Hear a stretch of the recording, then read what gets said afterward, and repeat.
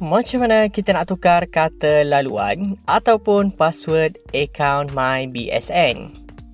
Mula-mula sekali, buka website MyBSN dan tekan Forgot Password. Untuk tukar kata laluan, kita perlu masukkan beberapa maklumat seperti username MyBSN, nombor kad bank, nombor CVV2, tarikh luput kad bank dan masukkan nombor kad pengenalan. Selepas dah lengkapkan maklumat yang diperlukan, masukkan kata laluan yang baru. Seterusnya, tekan request OTP dan masukkan nombor kod yang kita terima.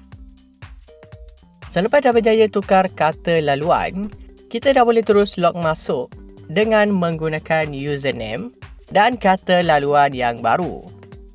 Okey, itu sahaja untuk video pada kali ini. Kalau korang nak dapatkan lebih banyak video berkaitan dengan MyBSN, korang boleh komen dekat bawah. Bye-bye.